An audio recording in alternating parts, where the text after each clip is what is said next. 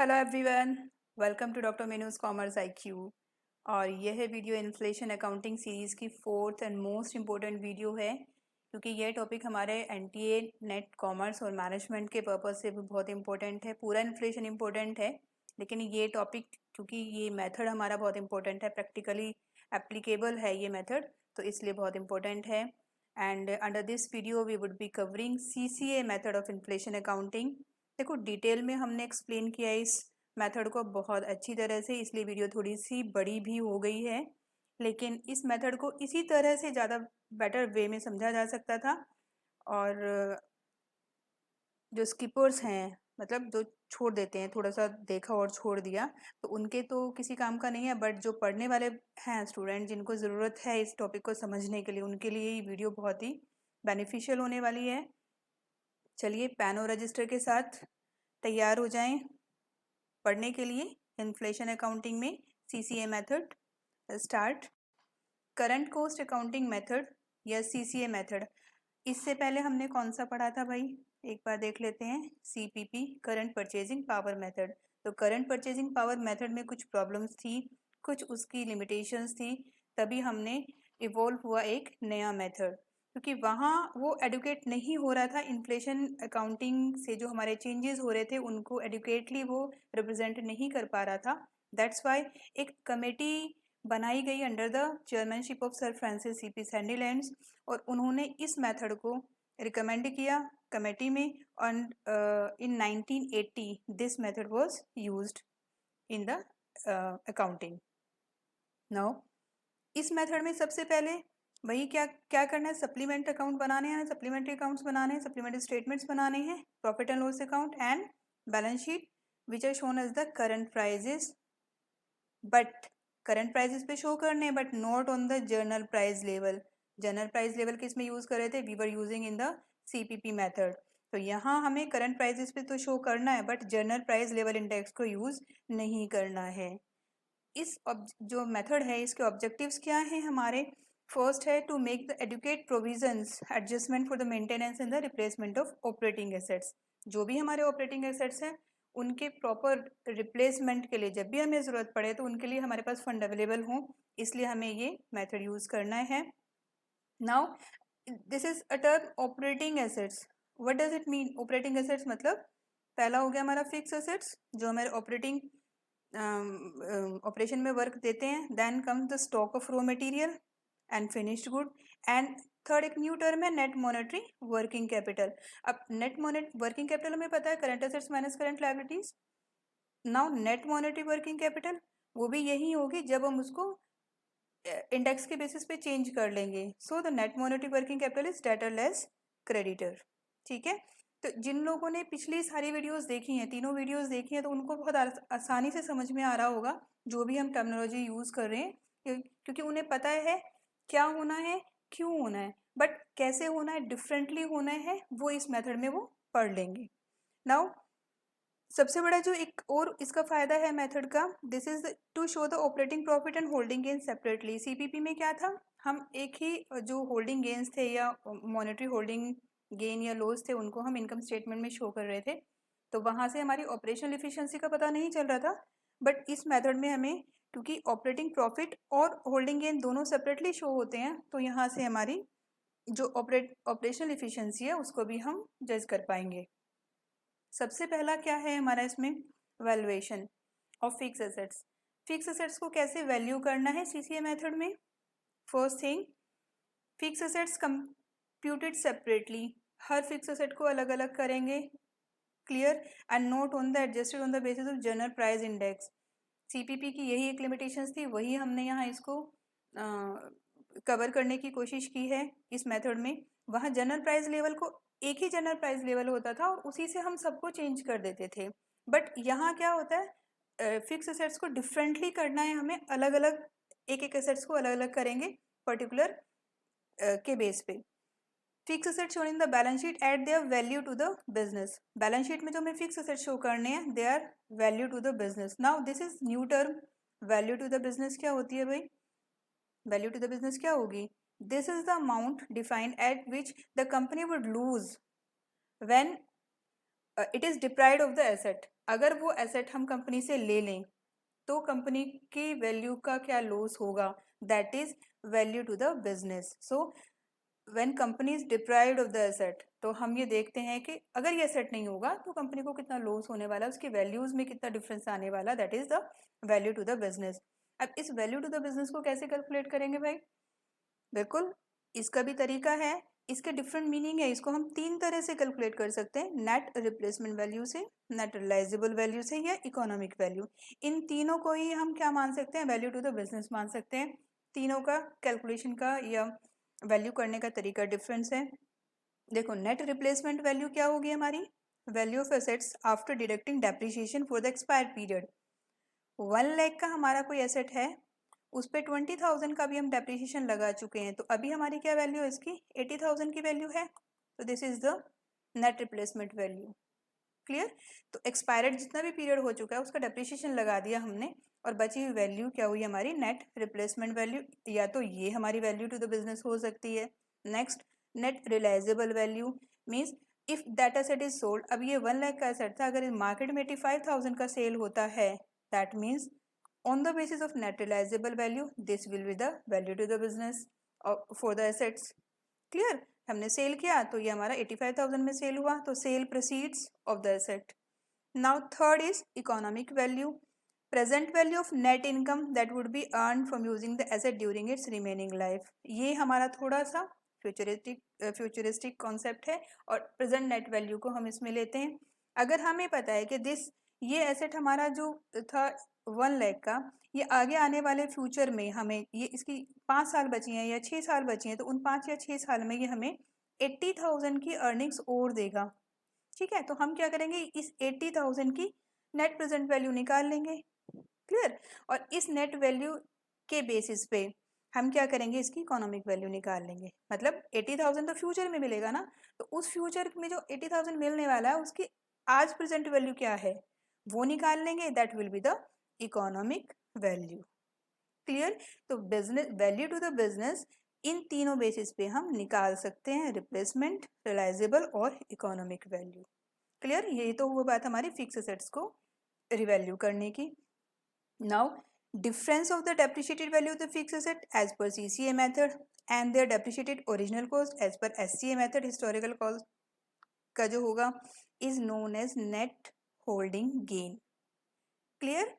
यहाँ हमने बताया दोनों चीज़ों को अलग लेंगे, ऑपरेटिंग प्रॉफिट अलग लेंगे और नेट होल्डिंग गेन अलग लेंगे।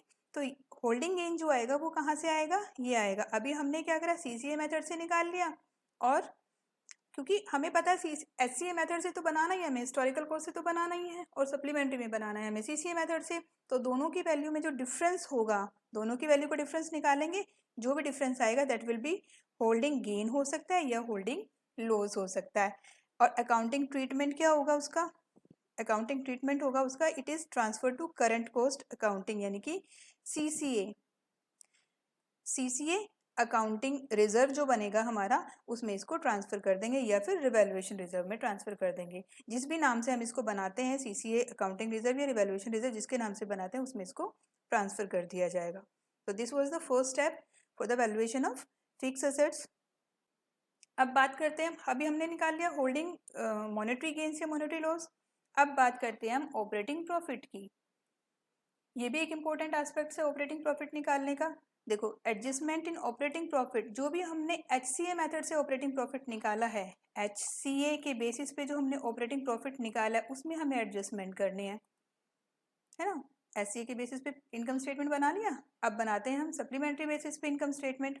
तो उसके लिए हमें कितने एडजस्टमेंट की रिक्वायरमेंट है, 5 एडजस्टमेंट की रिक्वायरमेंट है, and this is depreciation adjustment करेंगे पहले, इस ऑपरेटिंग प्रॉफिट में से इसको चार्ज करेंगे, cost of sales adjustment, monetary working capital adjustment, gearing adjustment and adjustment for the fix asset. एक एक मेथड को हमने आगे वीडियो में एक्सप्लेन किया है विद एग्जांपल्स। क्लियर? तो सबसे पहले चलते हैं हम डेप्रिशिएशन एडजस्टमेंट में।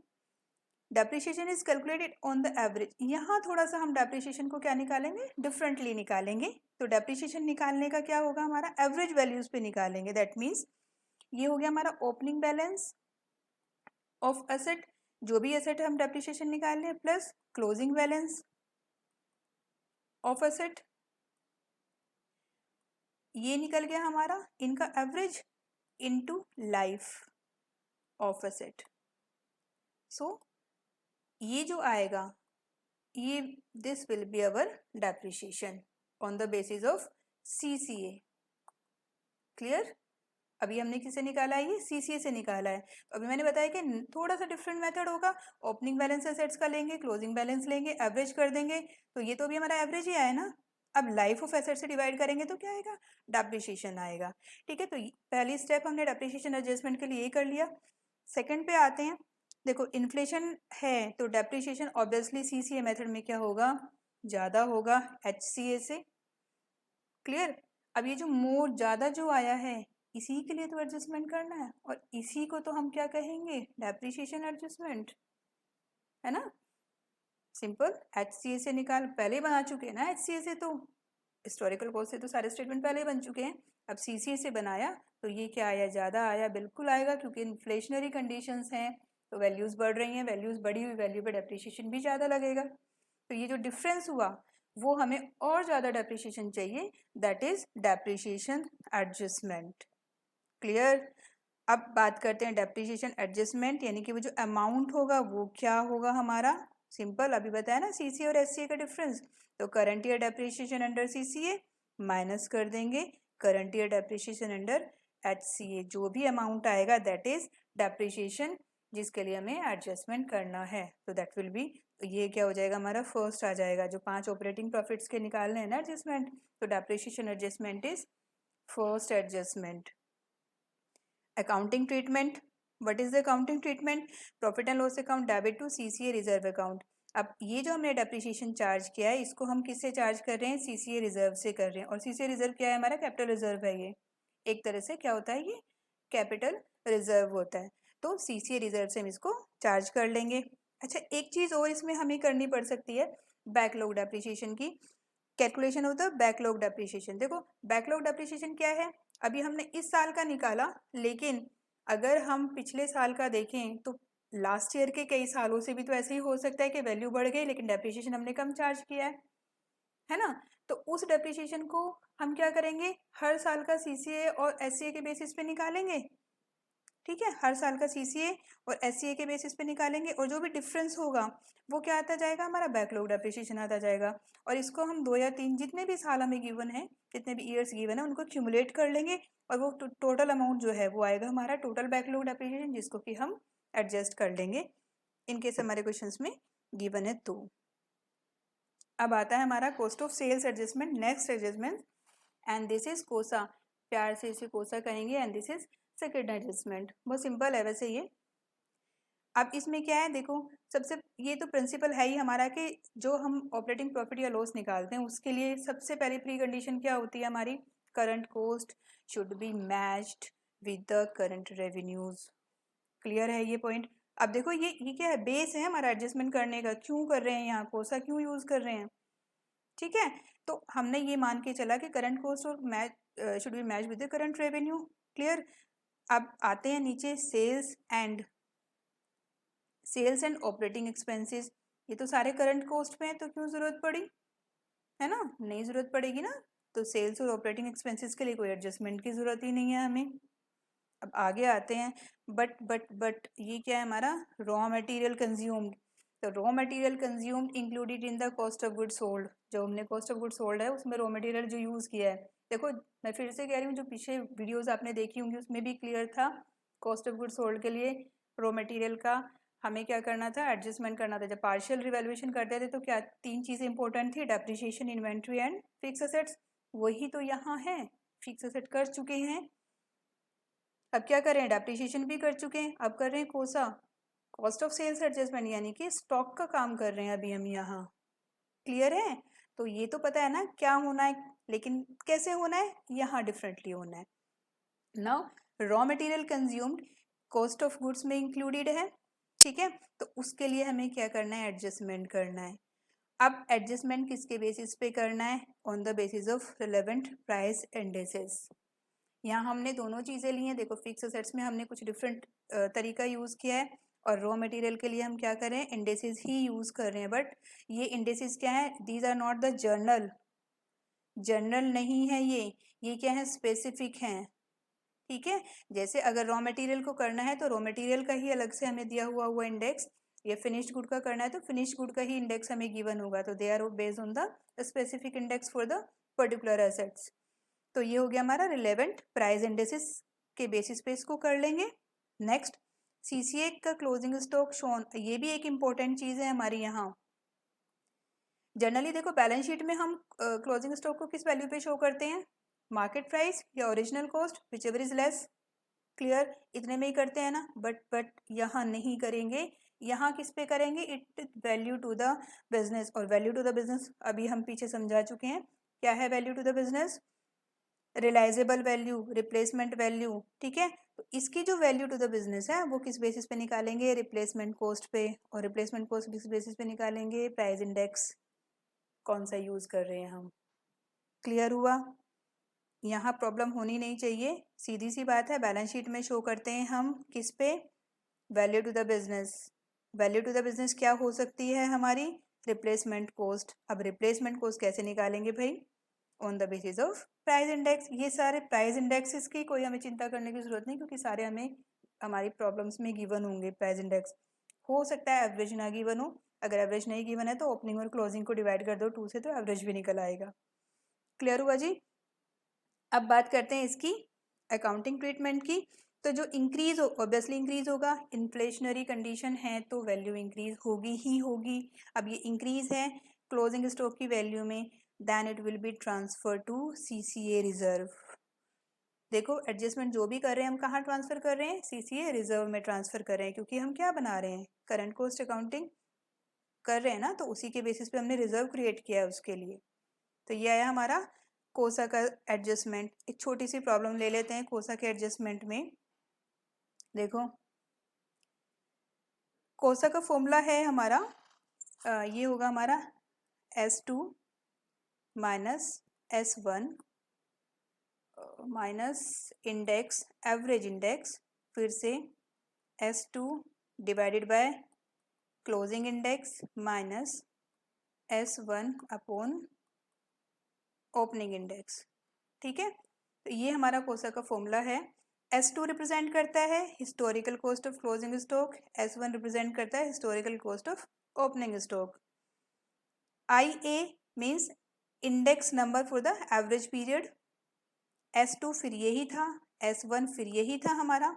IC index of closing, C सब है ये, क्लोजिंग मतलब C, एवरेज मतलब A, इंडेक्स I हो गया इंडेक्स, ए हो गया एवरेज, सी हो गया क्लोजिंग, क्लोजिंग स्टॉक का, और इंडेक्स ऑफ ओपनिंग स्टॉक का।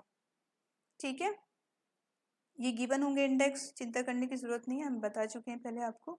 अब ये हमारे पास एक प्रॉब्लम है, ओपनिंग स्टॉक 40,000 गिवन है, परचेजेस 2,20,000, अवेलेबल फॉर सेल। तो अब सेल क्या है हमारे पास, सेल के लिए क्या अवेलेबल है, 40 प्लस 220 दैट इज 260 अवेलेबल है सेल्स के लिए।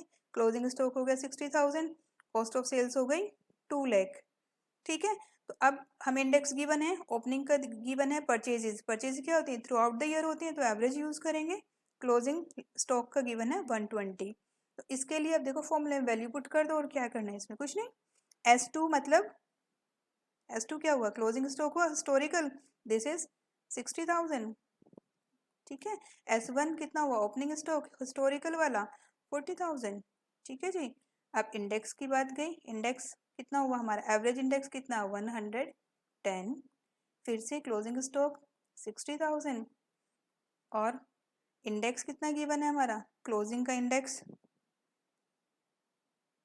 व्हाट इज गिवन, क्लोजिंग का इंडेक्स गिवन है हमारा 120, दिस इज 120, एंड S2 40,000, इसमें ओपनिंग का इंडेक्स गिवन है 100। कर लो इसको calculate, 60 minus 20,000 minus 110, now 60 this divided by 500, now this divided by 400. Okay, now 20,000 minus 110 into 100, that is 20,000 minus 11,000, that is 9,000. So COSA cost of sales adjustment is 9000। Simple है, देखने में बहुत लंबा method है क्योंकि बहुत सारे स्टेप्स हैं इसमें करने के लिए। छोटे छोटे स्टेप में क्वेश्चंस करेंगे तो सारा हो जाएगा। ये यहाँ तक क्लियर हुआ सबको? Now monetary working capital adjustment, प्यार से इसको कहेंगे MWCA। प्यार से ही बोलना पड़ेगा भाई, तभी समझ में आएंगी। तो प्यार से बोलेंगे इसको MWCA, monetary working capital adjustment. अब मॉनेटरी वर्किंग कैपिटल क्या है हमारा? Current assets minus current liabilities. ठीक है, यहाँ सिर्फ हम क्या करेंगे, करंट एसेट्स करंट लायबिलिटीज में कैश को छोड़ देंगे, बाकी ले लेंगे क्या। सो MWCA means excess of aggregates of trade debtors, BR and prepaid expenses over trade creditor, BP outstanding expenses। Current liabilities current assets हैं, कोई प्रॉब्लम नहीं है यहाँ समझने में। ठीक है, तो ये हम क्या लेंगे, इनका एग्रीगेट लेंगे, एवरेज कर लेंगे इन दोनों का। अब सेकेंड स्टेप में adjustment is required as net monetary working capital to increase due to price level changes. क्यों ज़रूरत है भाई? वर्किंग कैपिटल इंक्रीज हो गई, उसको भी तो फाइनेंस करना है। कहाँ से फाइनेंस करेंगे वर्किंग कैपिटल को, है ना? तो इसलिए हमें इसके भी एडजस्टमेंट की जरूरत पड़ेगी कि नहीं पड़ेगी? That's why we are taking this MWCA। Now values are adjusted on the basis of relevant price index. अब यहाँ भी मॉनेटरी वर्किंग कैपिटल एडजस्टमेंट में भी हमें क्या लेने हैं, प्राइस इंडेक्स लेने हैं। ये आसानी से मिल जाएंगे हर क्वेश्चन में। नाउ देखो, एडजस्टमेंट क्रेडिटर के लिए अगर हमें करना है, that is on the basis of index of raw material. Creditor कौन होंगे? जहाँ से सप्लायर्स हमारे, तो उनसे तो रॉ मटेरियल ही तो लिया होगा। नाउ डेटर्स के लिए क्या यूज करेंगे, index of finished good. Debtor कौन होंगे? जिनको सेल्स करी है ना, क्रेडिट पे सेल करी है। क्रेडिट पे क्या सेल करा होगा उनको? ऑब्वियसली फिनिश्ड गुड ही तो सेल करे होंगे। सिंपल सा लॉजिक है। तो क्रेडिटर के लिए index of raw material and adjustment for debtor के लिए हमें index of finished good use करेंगे। अकाउंटिंग ट्रीटमेंट क्या होगा? Profit and loss account is debited and CCA reserve is credited. So इसको भी हम कहाँ से चार्ज करेंगे? CCA रिजर्व से चार्ज करेंगे। इसका भी एक छोटा सा क्वेश्चन हम कर लेते हैं। Compute MWC under the CCA method. Items हमें गिवन है, account receivable, account payable, monetary working capital आ गई है हमारी। देखो 20,000, 11,000, तो ये आ गई मॉनेटरी वर्किंग कैपिटल। ऐसे ये क्या है, हमारी ओपनिंग हो गई एंड दिस इज क्लोजिंग हो गई। तो 36,000, 18,400, this is monetary working capital. Price index raw material का गिवन है, यहाँ फिनिश गुड का गिवन है, क्लोजिंग गिवन है। एवरेज की जरूरत पड़ेगी तो एवरेज निकाल लेंगे। ठीक है, तो इसका अगर हम एवरेज की जरूरत पड़ेगी तो क्या होगा हमारा, 200 plus 430, this will B 430 divided by 2, this will B 215 हो गया। और अगर इसके एवरेज की जरूरत पड़ी, एवरेज, और इसके एवरेज की जरूरत पड़ी तो 150, 180, that is this will B 165 हो गया इसका एवरेज। क्लियर? अब कंप्यूट कर लेते हैं। Increase in MWCA during the year कितना हुआ? ड्यूरिंग द ईयर अगर हम निकालें अकॉर्डिंग टू SCA, तो मॉनेटरी वर्किंग कैपिटल कितनी है? क्लोजिंग इतना था, ओपनिंग इतना था। ये क्लोजिंग है, ये ओपनिंग है, तो ये हुआ हमारा change during the year. Average value of closing monetary working capital, अब क्लोजिंग लेंगे, मॉनेटरी वर्किंग कैपिटल में क्या आएगा क्लोजिंग में? दिस 36,000, और इसको अब इनको हम क्या करेंगे, इंडेक्स के बेसिस पे चेंज कर लेंगे। तो 36,000 इंटू 65 इंटू 180।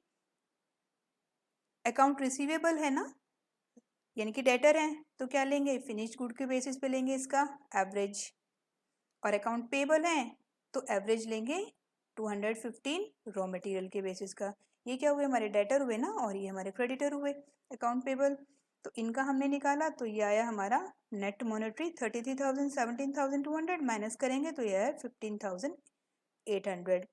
अब इसमें से एवरेज निकाल लिया, एग्रीगेट हमने बताया था ना, ओपनिंग का और क्लोजिंग का एग्रीगेट लेंगे। अब यहाँ ओपनिंग का एग्रीगेट निकाल लेते हैं। Account receivable that is debtor, payable that is creditor. तो अकाउंट रिसीवेबल कितने, ओपनिंग के 20,000 इंटू 165 एवरेज से और ओपनिंग से डिवाइड कर दिया। ऐसे अकाउंट पेबल 11,000 है, 215 से डिवाइड कर दिया एवरेज से, और मल्टीप्लाई कर दिया 215 एवरेज से, और डिवाइड कर दिया 200 से बेस से। देखो हमेशा बेस से डिवाइड करते हैं, और जिसमें कन्वर्ट करना है, जिस प्राइस में कन्वर्ट करना है उस प्राइस में मल्टीप्लाई कर देते हैं।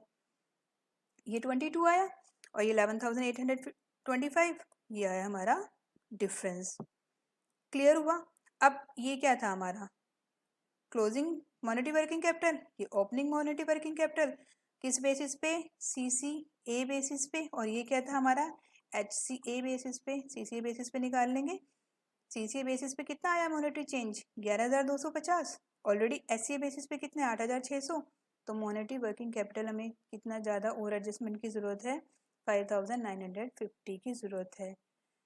प्राइस लेवल की वजह से हमें मॉनेटरी वर्किंग कैपिटल भी तो हमारी ज़्यादा हो गई भाई, तो इसको कहाँ से करेंगे, ऑलरेडी थी हमारी इतनी, तो इसको एडजस्ट करने के लिए this is monetary working capital adjustment, और कहाँ करेंगे सी सी ए, है ना, रिजर्व में, सी सी ए रिजर्व में इसको चार्ज कर लेंगे। क्लियर हुआ ये, सिंपल, ऐसे काफ़ी सारे क्वेश्चंस हैं तो प्रैक्टिस आप करिएगा, बिल्कुल समझ में आएंगी। नेक्स्ट है हमारा gearing adjustment, this is fourth gearing adjustment. Gearing क्या होता है पढ़ चुके होंगे शायद, एफएमए फाइनेंशियल मैनेजमेंट का बड़ा अच्छा सा टॉपिक है। This is the ratio of the loan capital to the share holder fund, है ना। अब गियरिंग एडजस्टमेंट क्यों करते हैं, why gearing adjustment, because to find out the true profit to the share holder. अब शेयर होल्डर का तो, अब पिछले वाले हमने कई मेथड्स करे थे उसमें शेयर होल्डर का कुछ करा ही नहीं था, तो यहाँ हमें ये भी तो देखना है शेयर होल्डर का ट्रू प्रॉफिट कितना है, तो उसके लिए हमें क्या करना पड़ेगा, गियरिंग एडजस्टमेंट करना पड़ेगा। अब सिंपल सी बात है, देखो जब भी हम कभी लोन रेज करते हैं तो क्या करते हैं, लोन से हम फाइनेंशियल एसेट परचेज करते हैं। अब जब लोन को रीपे करते हैं तो लोन को रीपे तो उसी मॉनेटरी वैल्यू में करेंगे, अगर हमने 50,000 का लोन लिया तो उसको रीपे करेंगे तो 50,000 में तो पे करेंगे। अब यहाँ दूसरी कंडीशन लो, 50,000 में हमने एक एसेट परचेज किया 50,000 का, ठीक है, अब लेकिन उस एसेट की वैल्यू हो गई अब 80,000, यहाँ तो हमने 50,000 ही पे किया था ना उनको, लोन तो 50,000 पे कर रहे हैं, लेकिन जिस 50,000 से हमने एसेट खरीदा था अब उसकी वैल्यू तो 80,000 हो गई है, तो ये जो डिफरेंस हुआ ये क्या हुआ, this belongs to share holder, तो ये शेयर होल्डर को बिलोंग करता है, तो इसको हमें किस तरह से एडजस्ट करना है। The excess belong to the share holder, अगर हम इसको यूज भी करते हैं या सेल भी करते हैं तब भी कहाँ जाएगा, ये हमारा शेयर होल्डर के पास जाएगा। Now the total adjustment need to be adjust with the proportion of net borrowing to the total operating capital employed. Simple सी बात है, अभी तक हमने कई सारे एडजस्टमेंट करे, जैसे डेप्रिसिएशन का एडजस्टमेंट करा, हमने कोसा करा और MWCA करा, तो इन तीनों का जो एडजस्टमेंट का टोटल होगा उसको हम कहेंगे टोटल एडजस्टमेंट, ठीक है। इन एडजस्टमेंट में कितना हिस्सा है शेयर होल्डर का वो हमें निकालना पड़ेगा। क्लियर, तो इसके लिए फॉर्मूला क्या है हमारा, now total adjustment needed to be net borrowing to the total operating capital employed, total operating capital employed क्या होगी हमारी, this is the net borrowing plus the share holder fund, यानी कि जितना हमने बोरो करा है और शेयर होल्डर फंड, क्योंकि सारा ही तो हमने लगा रखा है, कैपिटल एम्प्लॉयड है सारी हमारी। Now the formula for the gearing adjustment is B upon S into A। Now B, what is B, this is net borrowings, S मतलब share holder fund and A मतलब टोटल करंट कॉस्ट एडजस्टमेंट। ये total current cost adjustment कौन से हैं, ये वाले, depreciation, कोसा and MWCA। Clear, अब आगे चलते हैं, और इसका अकाउंटिंग ट्रीटमेंट क्या होगा, दिस विल बी डेबिटेड। यहाँ थोड़ा सा उल्टा, अभी तक हम क्या कर रहे थे, सीसीए को क्रेडिट करते आ रहे थे, जबकि गियरिंग एडजस्टमेंट में CCA reserve will be debited and profit and loss account is credited. Clear, calculate gearing adjustment under CCA method. हमें गिवन है debentures, bank overdraft, cash, paid up capital, reserve. अब देखो तीन एडजस्टमेंट गिवन हमें, कोसा, MWCA, depreciation adjustment, और ये हमारा इन तीनों का टोटल गिवन है।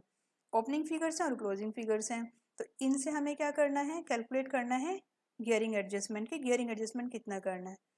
नेट बोरिंग्स निकालते हैं, डिबेंचर, नेट बोरिंग में क्या है, डिबेंचर और ओवरड्राफ्ट है, तो डिबेंचर और ओवरड्राफ्ट दोनों को ऐड कर दिया 90,000, क्लोजिंग का अलग से ऐड कर दिया 1,10,000 लेस।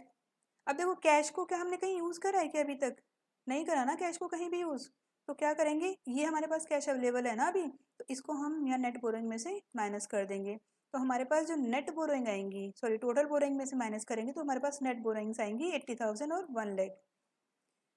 कैश को अभी तक कहीं नहीं किया था, that's why we are deducting this, ठीक है, क्योंकि हमारे पास अवेलेबल है, तो यहाँ हम नेट बोरोइंग में से कैश को कम कर देंगे। अब हमें निकालनी है एवरेज नेट बोरोइंग, तो क्या करेंगे, ओपनिंग प्लस क्लोजिंग, ना opening plus closing divided by 2, that is net borrowing आ गई हमारे 60,000, यानी कि बी आ गई हमारी 60,000। ऐसे ही क्या निकालेंगे, शेयर होल्डर फंड निकाल लेंगे। शेयर होल्डर फंड में क्या है हमारे पास, this is the share holder fund और reserve also belongs to the share holders, तो ये आ गया हमारा share holder paid up capital plus reserve, ऐसी ओपनिंग एंड क्लोजिंग निकालने। नाउ एवरेज चाहिए हमें, तो है ना, एवरेज चाहिए ना, तो दोनों को ऐड करेंगे, 2 से डिवाइड करेंगे, दैट इज एवरेज। वैल्यूज हैं अब हमारे पास, 3 वैल्यू चाहिए हमें, बी चाहिए नेट बोरोइंग्स, एस चाहिए शेयर होल्डर फंड, और टोटल एडजस्टमेंट चाहिए। तीनों चीजें हैं तो गियरिंग एडजस्टमेंट कर लेंगे, B upon B plus S into A. 60,000, 60,000 plus 270 into 50,000, that is 1200, 12,500। तो this will be the gearing adjustment. Clear? देखने में बड़े बड़े लग रहे हैं, लेकिन जब हम क्वेश्चन इसके न्यूमेरिकल्स करेंगे तो बहुत ही आसान है, सिंपल है। छोटे छोटे पार्ट्स में छोटे छोटे एडजस्टमेंट करके सारी चीज़ें निकाल लेंगे, देन उसको फाइनेंशियल जो हमारी सप्लीमेंट बैलेंस शीट है उसमें पुट करके फाइनल रिजल्ट निकाल लेंगे। Now this is fifth one, adjustment for the fix asset disposal. Disposal मतलब सेल कर रहे हैं, है ना, तो सेल कर रहे हैं तो क्या होगा, या तो प्रॉफिट होगा या लॉस होगा, वो उस प्रॉफिट लॉस को भी तो करना है। देखो इसी वजह से इस मेथड को हम क्या कहते हैं, कंप्लीट इन्फ्लेशन अकाउंटिंग मेथड कहते हैं, क्योंकि ये बैलेंस शीट की प्रॉफिट एंड लॉस अकाउंट की हर फिगर को इन्वॉल्व करता है और उनके बेसिस पे जो प्राइस इफेक्ट चेंजेस हैं उनको कंसीडर करता है। तो इसीलिए भी ये मेथड क्या है हमारा, मोस्टली सभी अकाउंटेंट द्वारा एक्सेप्टेबल है, सभी लोग इसको फॉलो करते हैं क्योंकि this is complete. Now disposal के लिए क्या करते हैं, concern with the profit and loss on the sale of fix asset. अभी बताया डिस्पोजल का मतलब यही होता है, या तो प्रॉफिट होगा या लॉस होगा, ठीक है। और दोनों कैसे कैलकुलेट करेंगे हम, हिस्टोरिकल कॉस्ट पे और रिप्लेसमेंट कॉस्ट पे। The difference between the profit and loss of the historical cost and the replacement cost is called the adjustment for the fix asset disposal. हमने सीसीए के बेसिस पे cost निकाल ली, हमने जो हमारा सीसीए है उस पे निकाली और एचसीए के बेसिस पे निकाल ली। दोनों के बेसिस पे जो निकाला उसका जो डिफरेंस आया, that will be the profit and loss on the sale of fix assets. Clear? और उसको क्या करेंगे हम, the amount of profit and loss is carried to the CCA profit and loss account. This is our accounting treatment. Accounting treatment मैंने सारे adjustment का बताया आपको, तो ये बहुत ज़्यादा बड़ा नहीं है, simple profit and loss account निकाल के इसको ट्रीट कर लेंगे।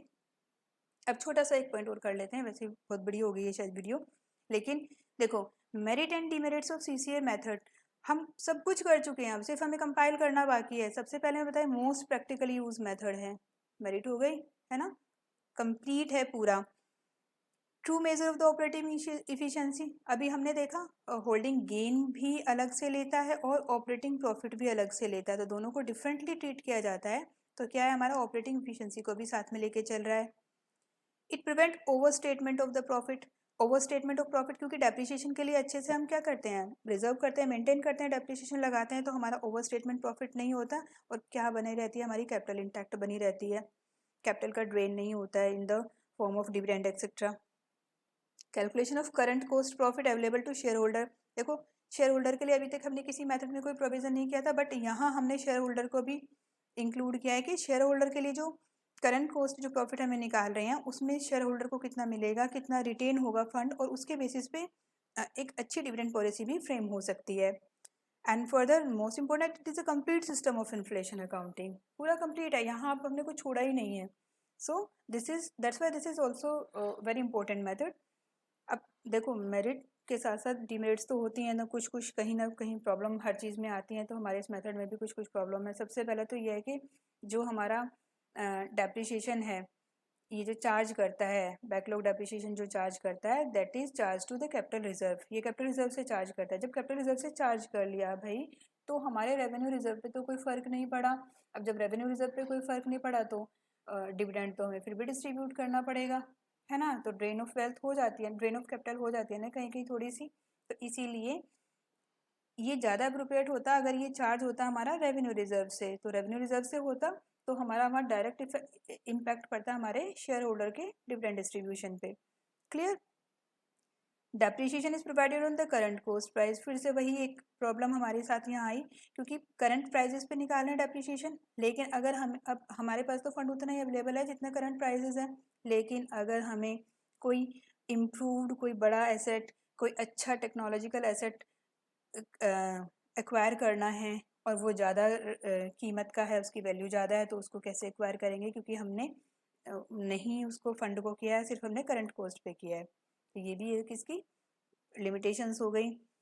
फर्दर सब्जेक्टिविटी, एक वर्ड हमने जब यूज़ किया था ना, value of business, value to the business. अब ये वैल्यू टू द बिजनेस जो निकल रही है ना, वो किस बेसिस पे निकल रही है? 3 मेथड से निकाल रही है। मैनेजमेंट जो फ़ायदा होगा ना जिस मेथड में, वो मेथड यूज़ करेंगे लोग, उसको अप्लाई करेंगे उस मेथड से जहाँ उनको ज़्यादा फ़ायदा होगा।